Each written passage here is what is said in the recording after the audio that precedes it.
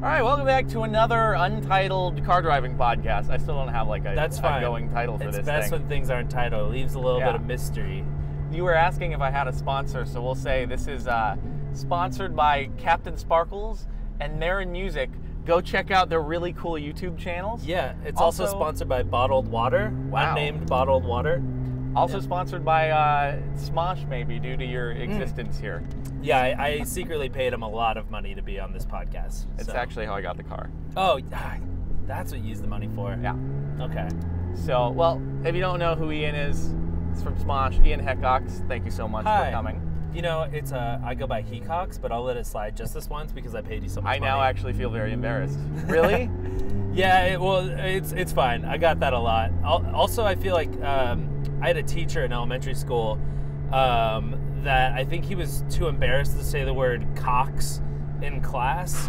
So he would say Hecox. Like Ian Hecox. How many times did you try to correct him before you gave up? I don't think I bothered. You never said anything? No. Okay. I was too afraid to speak up. I wouldn't speak up in class. Like, did you ever, like, do you know in, like, those classes, wow, nice view. Do you know in those classes where there's a lot of Hollywood tours running around? Well, we just hit the real wrong time to get here. Yikes. Well, we're not getting too much in the way of fun driving today, folks. Oh, wow. Oh, my God. This is lot of people. Oh, that lady's being nice. Nope, she's not because there's cars coming the other way. What happened? Welcome to Sitting in Traffic with Jordan and Ian. You're jinxing me, dude. It's never been this bad before. Oh, God. I thought summer break was over. Like, people should be going back to school, not driving on cool roads. Yeah.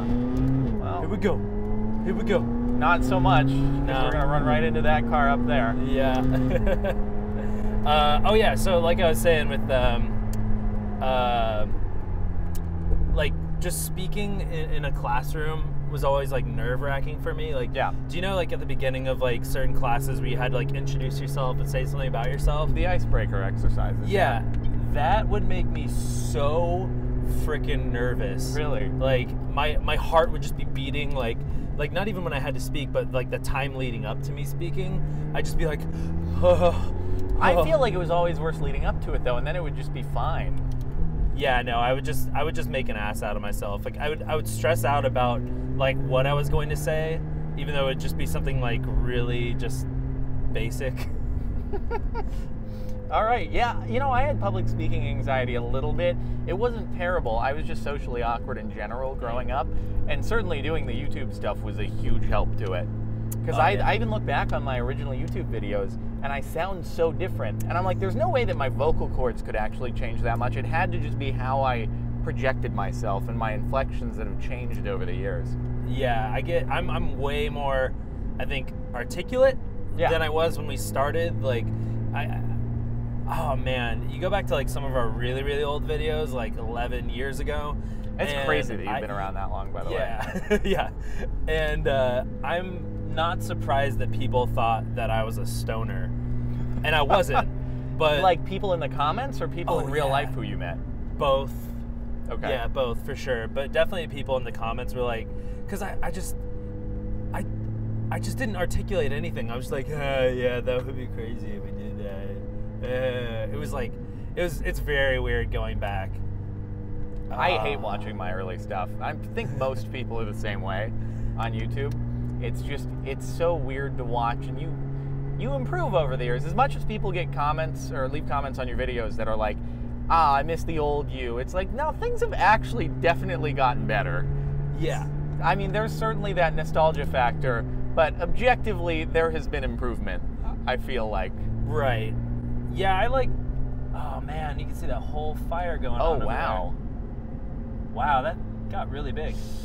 That's not good. Yeah, there's a big fire nearby in LA here, and we got a real good view of it. Yeah, it's like 100 degrees out right now, so you can hear the AC.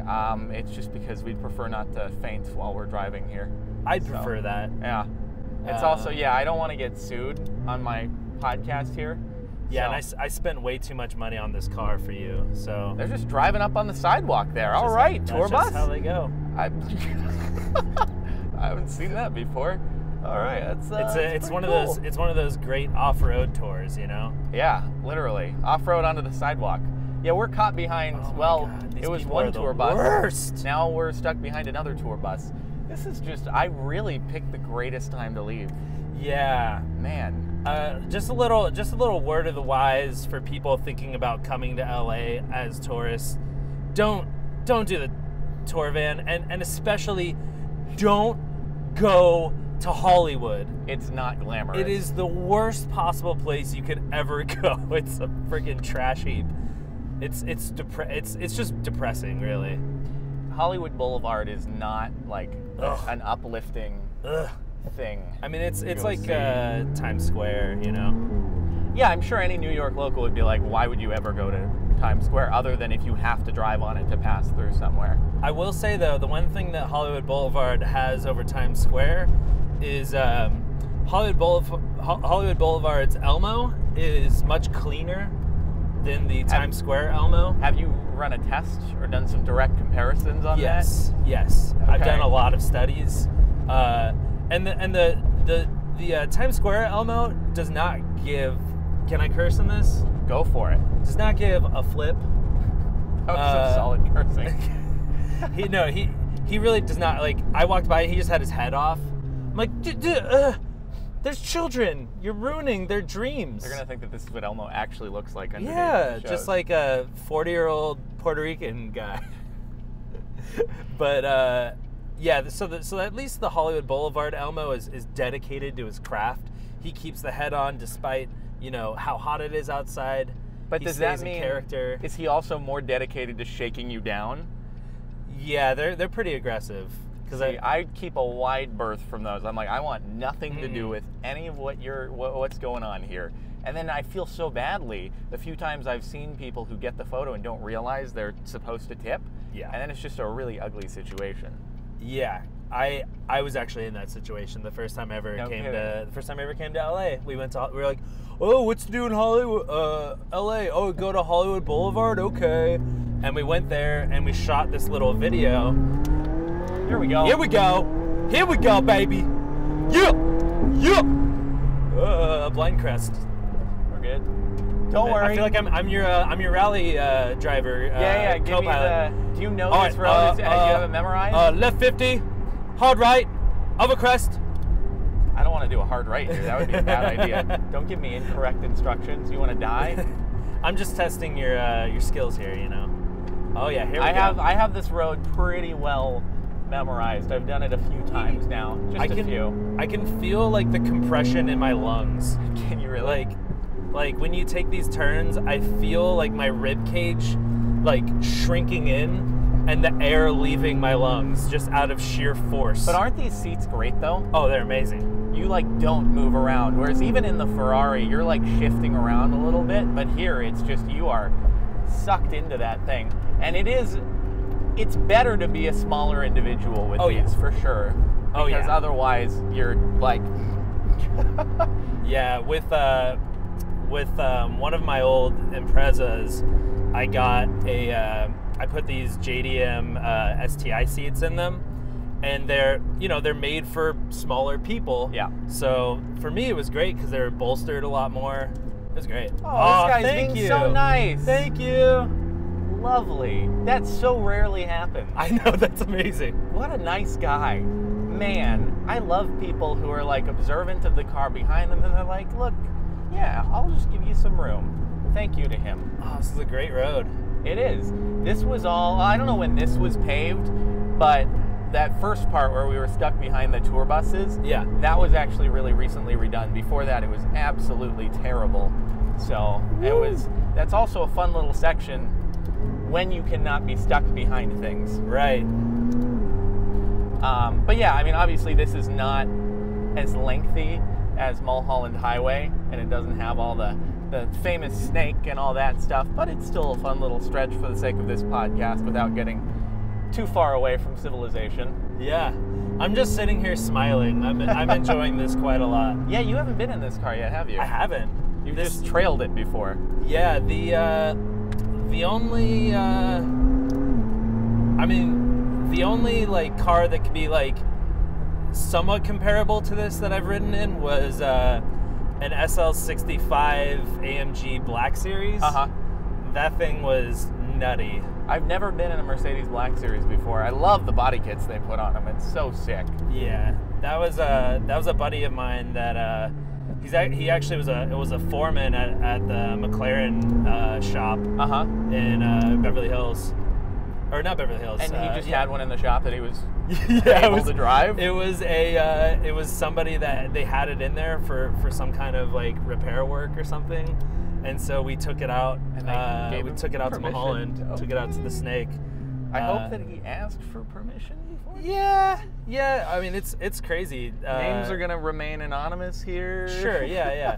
I mean, this is the thing. You know, you gotta stretch a car's legs out. Make sure that it's fixed. Right. You know. See, that makes me so nervous hearing about that because I'm like, I wonder if people have done that to my car. I don't feel. Oh, absolutely. God damn it. See, I don't usually feel as nervous because it's like, oh, you're taking it to the McLaren service center, the Ferrari service center. So that's all they have there. Why would they feel like they need to take your car and go have a joyride in it when they have so many that it seems like it just get old? Well, actually, no, I think that car was for sale. I don't think it was any. I think they were selling it. Okay. Yeah, but why would you want to trash a car that's for sale? That seems like a terrible idea. It's the perks that come with the job, I guess. He was actually a tech. He did work on McLaren P1s. So they flew him out to England to learn how to fix them. Okay. So yeah, he did a lot of work on the P1. That's sweet. I've not ridden in one of those. I'd love to. I'd love to drive it if I get a chance to do that, but let's not get too ahead of ourselves.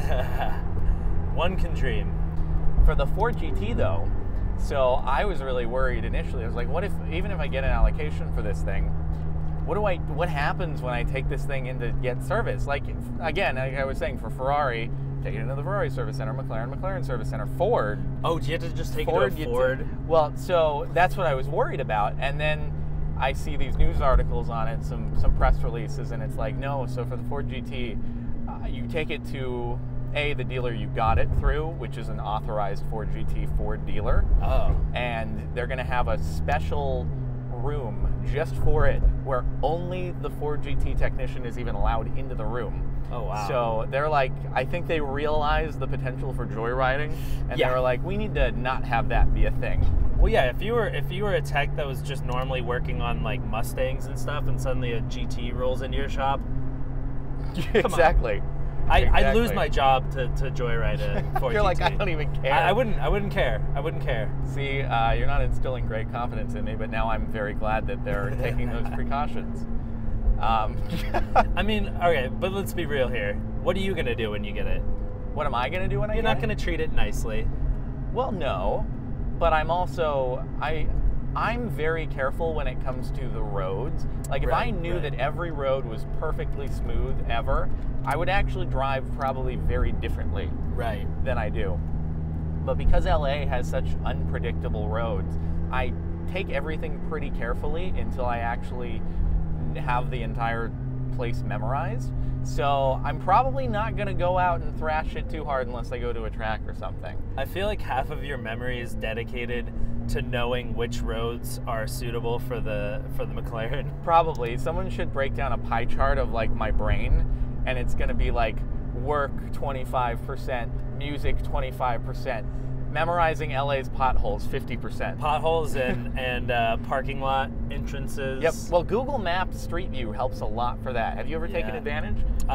No, because I just have an Audi, so I can just take just dumb like entrances, and I don't really care if I scrape it. It is a thing that you probably would only do once you have a very low clearance car, but so when I'm going somewhere, I Google Street View the entrance and I try to tell, is this a smooth driveway? It sounds anal retentive and weird, but it's very helpful. Thank you so much, Google, not only for allowing me to post this podcast on your platform, but for also enabling me to scrape my cars less frequently.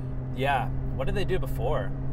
What did the world do before Google Maps? Just like rich dudes with low clearance cars, they just had to like hire a servant to go out there and just like bring the wooden planks. To make it easier to get in. I don't know. God. I bet some people do carry wooden planks in their supercars. Probably. You know, the worst I've seen is that people with houses with bad driveways who have supercars. I've seen people with the metal sheets that they'll bring in and out just to take their car out, and I'm like, that sucks so much. I'm sorry. So one of the reasons why I was cool with my house is because the entrance to the garage is very nice. So there's no issues. It was the one selling factor? The only one. 3-car garage plus smooth entry. Well, I mean, it is actually, to be fair, a pretty nice thing to have. It was no small thing in deciding, for sure. Right. So when you like cars, you gotta make sacrifices or make sure that your house works for it. And LA is not, even though there are so many supercars, it's just not geared towards low clearance at all. Right. It's really bad. Like, sometimes you'll just be driving along the road and not even going through a driveway, nothing, and you'll encounter a situation where you don't take it carefully, you will scrape. There's even that one section on the drive that we do where, like, 2 times I feel like you guys have almost rear-ended me. Oh, no, I stay far away now. Now that I know you slow down to like 5 miles an hour to get around that bump, I always like stay way back. Yeah, there's this like bump right in the road that we drive on, and I know where it is, and it's right around the corner. I brake to like no miles an hour. It's a blind corner too. Yeah, I think the first time that I did it, I was almost rear-ended. It was a little scary. It was a little scary. Oh well, we're good now. So I feel like people have probably gotten the hint from what we've been talking about so far, but you are a car enthusiast. We haven't said it outright, but you have a history of being interested. I love me some cars. So your current driver?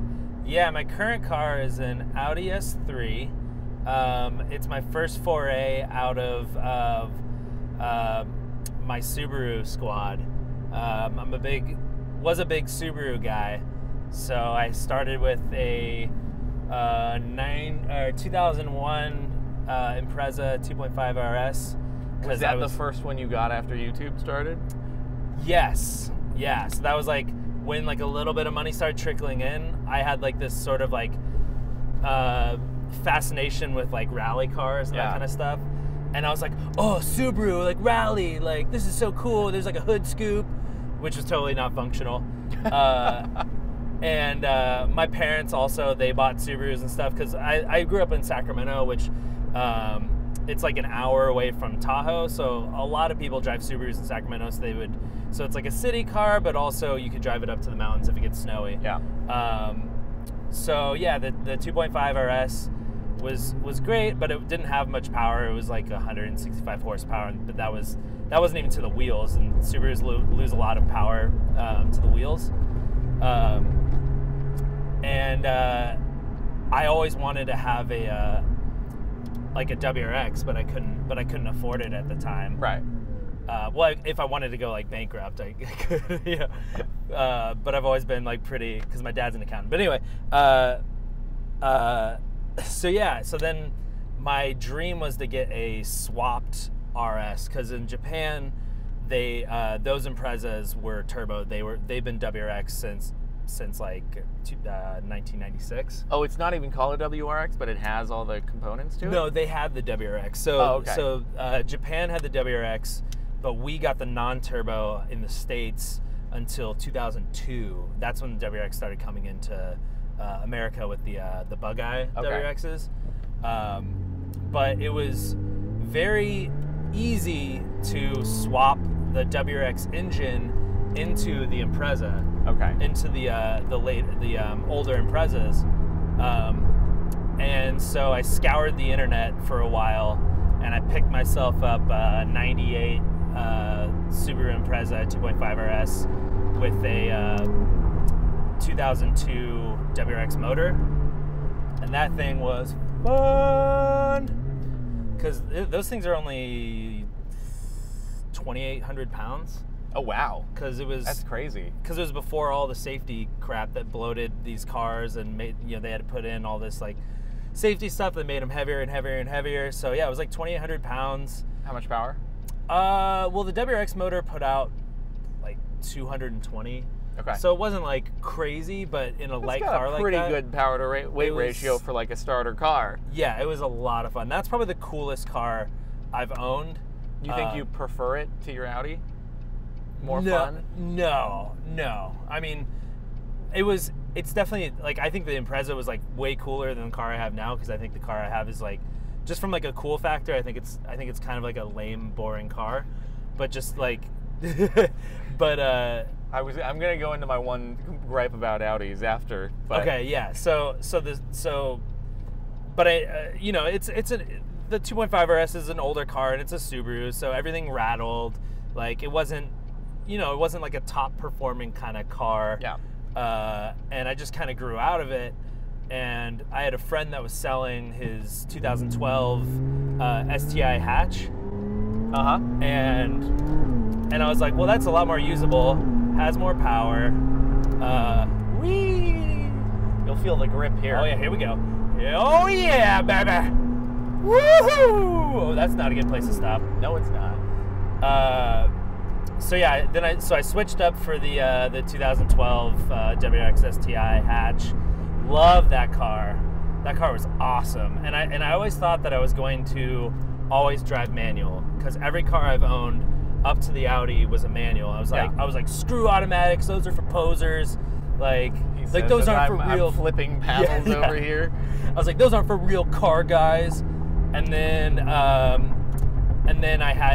decided to move to LA, and I've driven in LA in a manual, and I decided if I was gonna move to LA, I'm not gonna daily drive a manual, because it'd just be the death of me. I've never owned a manual transmission car, but I just, sitting in traffic, do not envision it to be a fun thing to do. It's not fun. Like, oh man, it's so much fun to drive manual, like on a good road, or just on an open road when you can just like smash the gears. But wow, that's not a smart place to walk on the road. He's just looking at his phone. Get off your phone, dude. What a dum-dum. So right before I moved to LA, it was kind of fortunate way, a lady blew through a red light and wrecked my STI. Really fortunate, yeah. No, it was great, because I was planning on selling it. The only response that I've ever heard like that to getting totaled. It was very fortunate, because she wrecked my car, so I didn't have to worry about selling it. And also, you got the insurance. The insurance company paid out more than what I bought it for. Wow. Did you get some pain and suffering in there or something? No. It's just I bought it. The guy that I knew that I bought it from was just this like rich dude that just blew through cars. So he would buy a car, then get tired of it, like after like 5,000 miles. He enjoyed Subarus, so he had this STI that he put 4,000 miles on it, and then he just wanted to get rid of it. And he didn't even care what price he got for it. He was just basically giving it away? I guess not. Wow. I mean, like, I still had to pay like a decent price for it, but you made a profit off of totaling your car. Yeah. That's incredible. I know. Don't take note of this, anyone. Probably not a good plan. From bad things, good things happen sometimes. That's really a lemons to lemonade story right there. That's incredible. Yeah. So then, so that got wrecked, and then that is not a left turn lane, buddy. All right. So that got wrecked, but I actually had a beater 97 Subaru Legacy that I had. So I rolled around in that beast for a little while.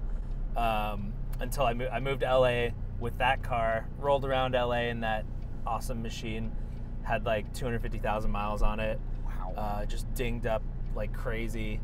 Rolled around that until I found out about the S3, and the rest is history. Yeah. All right. And I like the S3. It's like, as far as like LA cars go, it's so good. It's a great car. It's just really boring. Yeah, I mean, I used to only have 2 parking spaces, so I tried to make the most of it by having like a supercar and then a Bentley. Yeah. And while like the Bentley has some degree of practicality to it, once I was able to actually get the Fiat and have that extra garage space, it was like, this is really nice having a car that I don't have to worry about tremendously. Yeah. And so, like, the S3 obviously is a little higher up than the Fiat, but still it's something that I feel like you don't have to be quite as worried about as, like, a Bentley or something like that. Yeah, I mean, my kind of philosophy is, like, it's a car. If I'm dailying it, like, it's going to get scratches, it's going to get dings. No matter how much you paid for it, like, you can't really, like, stress. I mean, obviously, like, with the McLaren, it's not your daily driver. You want to take good care of it. Yeah. But for the S3, I have many scratches on it. I mean, hey, it looks like it's in pretty good condition from just a quick glance at the outside. Yeah, it's a 5-footer car. From 5 feet away, it looks great. And then then you get in close, you start to see the scratches. But I'm not gonna lose sleep over it. It's an object. It's being used for what it's to be used for. Yeah. I'm not gonna lose sleep over my car getting scratched. However, if I had a McLaren, I might it might ruin my day. Knock on carbon fiber. I've been fortunate enough, even like no door dings in this. I just park far away from everything when I'm going to park, and it's worked so far. Not only for this, but for both the Ferraris, and the Bentley got one door ding at one point. But that's the worst I've gotten on one of the nicer cars. Fortunately, watch, we're gonna get an accident or something now, just a few minutes away. Hopefully not. I'll do my best to keep you safe here when you're in my control. It would be a piece of history. I'd love to be a part of that. They get a lot of views on the car podcast if we actually got in a live accident. Wow. Can you imagine? Just name it YouTuber Rex McLaren. Yeah. Even if it's just like a little scratch, like just to get those hate views. Absolutely. People are like, oh, YouTubers, they're supercars, they don't deserve them. It's going to be a 1 hour long video titled YouTuber Totalist McLaren. And it'll be and 5 it's the seconds. Podcast with a 5-second scratch at the end. Yeah. Oh boy. They'll be like, you deserve to actually get your car totaled. I hate you. Nah, we good. We're not going to do that. You're here because you know it's the car podcast. I try to at least be upfront in that regard.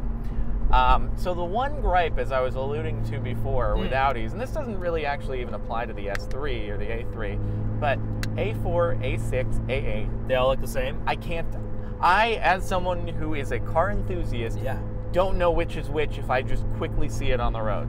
Absolutely. I completely agree. Actually, when I was looking for the S3, I went to the dealership, and we were going down the row of cars, and the salesperson was trying to take me to the S3, and several times she stopped at an S4 being like, wait, is this? Oh my God.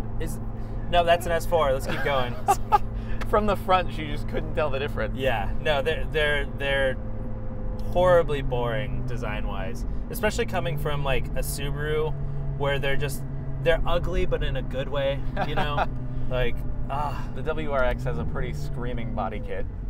Oh yeah. It's ridiculous. I mean, one of my dream cars would be the Impreza 22B, which was like the sort of like badass rally car of the 90s, and it just had, you know, like a big ass wing, like flared fenders, you know, big hood scoop. It's just ridiculous, but I love it. You know what I would love to have, and it's gonna sound so silly that I would love to have it, but also just cannot pull the name off my head, but it's the Group B Ford rally car. Yeah, the RS200. Yes, the RS200. That's a dream car. That would be so sweet. Yeah, that would be sweet. That was the fastest accelerating car to 60. The homologation models of that during like whenever it was, like the late 80s or early 90s. Really? I was reading articles that like people would open up the Guinness Book of World Records then, and rather than it being like a Ferrari or a Lamborghini or something, it'd be like this little Ford. Yeah, dude, that thing was badass. It was 600 horsepower, I think, and it would do 0 to 60 in it was like 3.3 seconds. I believe it. Yeah. Those things are crazy. And you can get one of the homologation models. They're expensive, but you can get it. Yeah, I'm sure they're just going to keep getting more and more expensive. I'm sure. Especially because they have the Group B rally sort of like stigma that's tied to it. So they're like a piece of rally history when it was like, when rallying was, you know, the most badass and the most deadly. It's tempting. That, and then there's also this company called Superformance that does these recreations of the GT40, and they're apparently like, you could swap 80% of the parts with an original GT40, but then you have air conditioning, you have a modern engine, and so they cost like $200, $250 to commission one to be built. Yeah. But versus $10 million to buy an original GT40, and you have something that you can actually drive. without worrying about it being a $10 million thing that you're rolling around in. That's preferred, but it's still like a $200,000 car though, yeah. right? But it's a 600 horsepower modern V8. Yeah. You can even, if you want to, option it with the right-hand drive with still the right-hand stick shift in the door sill. Oh, that's awesome. Yeah. Not that I would actually do that, but you have the option to if you want to. I think the Playboy Mansion's around here somewhere. Where it's a little bit over to the west of us. It's on the other side of the golf course. Oh. Do you know this well? I know LA's layout because I've just looked at real estate listings so much. Do you like the real estate? Like you've looked around here? I just kind of look everywhere. Do they brag like on the listings around the Playboy Mansion? They're like near the Playboy Mansion. Not that I've seen that necessarily. No, but it's just like usually if I find a listing that I like, then I'll Street View it or something like that. Here we go back to the Google Street View. And then, you're just like, wow, this is a nice area. Let me just Street View around a little bit. And then you run into recognizable places, Right, yeah. So I'm weird, but Google is a very useful tool for browsing landmarks, even if that wasn't what it was like created to do. Oh, it's so much fun. Yeah. I've definitely gotten lost, like just looking around on maps. Oh yeah, it's fantastic. And I've been doing this game that I've recorded a couple of videos on called GeoGuessr. I guess it's been around for a long time, but I hadn't done it until like last week. But it drops you. Have you heard of it? No. So but I can guess what it's about. It's a browser game where it drops you in a completely random Google Street View location anywhere in the world. Yeah. And you're supposed to guess on the map where you are. That's awesome. Fun. Yeah. Do you get more points and it zooms out further and further, then you can keep guessing, but you get less points? No. You are like in the Street View location, like right here. You can like move forward and backwards on the street, but you don't get like a map overhead view. You're just supposed to tell, like if you got a still Street View image of right here, where are you in the world? Right. And do you have to guess like the exact area? You're trying to get as close as you can, like right on the map. You can zoom in, like it's basically you're guessing on a Google Maps thing, so you can zoom in as close as you want. And so the closest I was like 6 miles away from something, but I used some street signs, and it was in like Albuquerque. And I saw a road sign giving the distances to various cities, so I was like, okay, we got to be on this highway. So it wasn't like a super proud one, but then I got another where this was before I was recording, but it was somewhere in, I don't know, Eastern Europe or something, and I pulled a wild guess and ended up like 100 miles away somewhere in, I forget where it was in like Ukraine or something. And I was like, all right. You feel very world traveled. I know, even though I've never traveled anywhere in the world, really. My traveling is so bad and limited. Where have you been? I've been to Paris, London. That's it for my European stuff. I've been to Vancouver. I've been to Cancun, and that's it for my the Americas. Yeah. And then I've been to a bunch of states in the U.S., but that's not international travel. So I'm very limited. That's very almost limited. me. That's almost me, because I too have been to London and Paris, except I went to Amsterdam for VidCon Europe. But other than that, those are the three European areas that I've been to. I'm surprised. Generally, I'm not bested in my golf score when it comes to traveling and seeing the world. Yeah, no, I need to get better at it, because like, and I don't mean to get like depressing for a second, but like, I started thinking about, okay, if I go on, let's say I go on 2 trips a year, and that's like, you think that's like pretty reasonable. How long are these trips? Like a week? Like a week-long trip. Like if you were able to like budget out like a trip, you go on 2 trips like outside of the country, maybe. Yeah. And I don't do that. If you can even do that, how many more years of like usable life do you have to do that before you're just too damn old? Okay. And then you start like working your way back. You're like, okay, so how many areas can I even visit before I'm old as fuck? See, my goal is I'd like to get to a point by my mid-30s where I'm at least hands-off enough to be able to do as many trips as I want to. I don't think I will ever retire. I don't think I ever want to retire in the sense of like not doing anything. I always want to have something to work towards. Yeah. But I'd like to get to a point where I can say, okay, you know what? Each month I'm going to go and take a little excursion somewhere. But don't you think that's kind of like carrot on the stick? Like you're just always going to keep pushing that goal line forward? It might certainly happen, and I don't know exactly where the goal line is that I'm like, okay, it's cool to do it now. Yeah. But why don't you start? There's no way I can do it now. What do you mean there's no way? Oh, there's dude. always a way, Jordan. Yeah, there's always a way.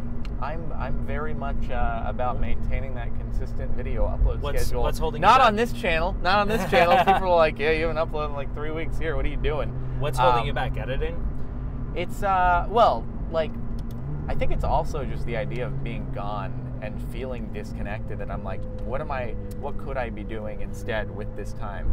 Right. So it's more so that than even just getting the footage backlogged. You know? Yeah. I feel you. But I mean, like, at some point, I mean, if it's something you want to do, there's always a way. There is always a way, and I will do it at some point, but it's just, you know, there's no rush yet. I'll get there eventually, and I'd love to do more car-oriented things, like do rallies and things like that, or the Gold Rush, or Gumball. Like, I might do it once the GT comes in. Yeah. Contemplate it. Go on a douchebag rally? Yes. Dude, I was like when I was in like high school, like I like fantasized about going on one of those rallies. Like, oh man, it'd be so cool, like going on Gumball, it'd be so cool. But then like as I got older and I started like realizing the people that go on those, and I'm just like, oh, you're not it's as just inclined. like a bunch of like rich douchebags like just getting drunk every night, being surrounded by just like vapid people, and the allure was suddenly lost on me. You are crushing this. I'm sorry. And I don't know if I would do necessarily one of those. Oh, we have a DB11. I wonder if this is like the same DB11 that I drove. It could be the same dealer model. Check for the huge scratch that you put on it. Shh, we don't talk about that. Just kidding. That's a joke. It was totally fine when I left it. Yeah, but there are other rallies that are even just one-day things. Right. Like around, what's it called? The Concord Elegance. You can do like a rally up to Monterey or something like that. Oh, yeah. That'd be so cool. Yeah. So I like the sort of like the classic sort of like cars.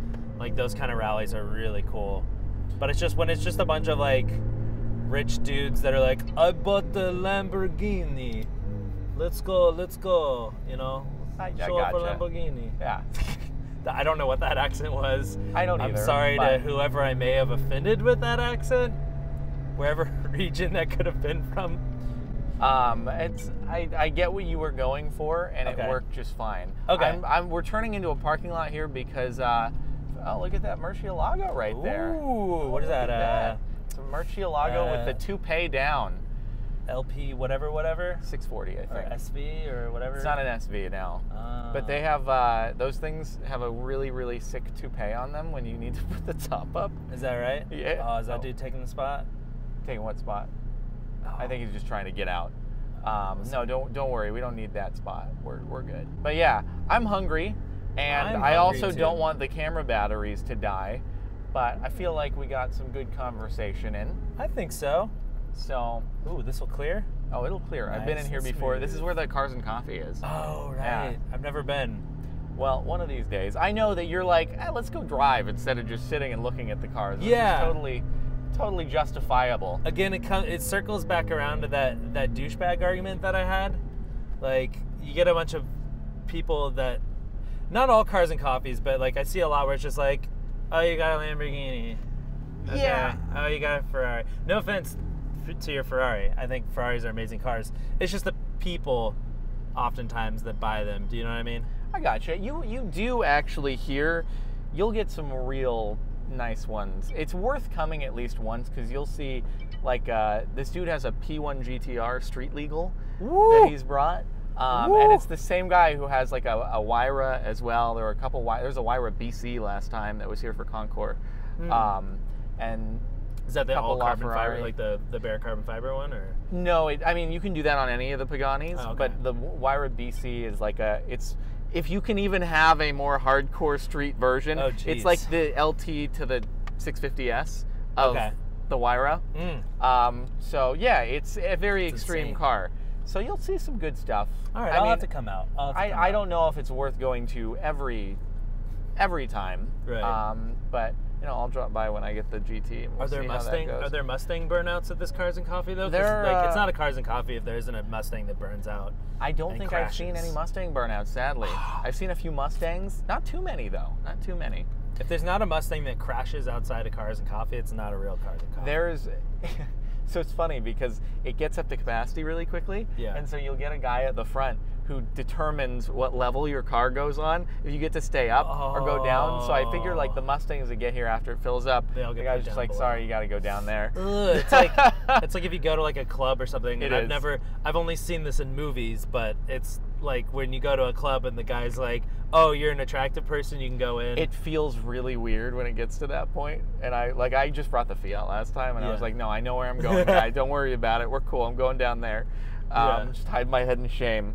I'm like, I don't even want to show myself up here. It's okay, guys. But it's got a sick wrap on it. Yeah, it looks exactly like that Maserati right there. Exactly. So you could mistake that for the Fiat, pretty much. Okay, cool. Well, this is a driving podcast where we're sitting still, so I guess we'll wind it down. Well, the car's still on, so we're technically driving. We're just wasting fuel, basically. I mean, that's the name of the game. On a very hot day. It says 100 degrees, actually, on the thing right now. Not bad. Okay, we don't want to idle too long right now. Probably not. So, thanks so much for coming on. Absolutely. It's been a pleasure. Yeah. And if you guys are not familiar with Smosh or Ian, the link's in the description. Yeah, Smosh, check it out. We make funny videos. You've been at it for a lot longer than I have. Some people think they're funny. Other people would beg to differ. People would say the same about me or anyone else on YouTube. That's YouTube. All right. We'll catch you next time. Thanks for watching.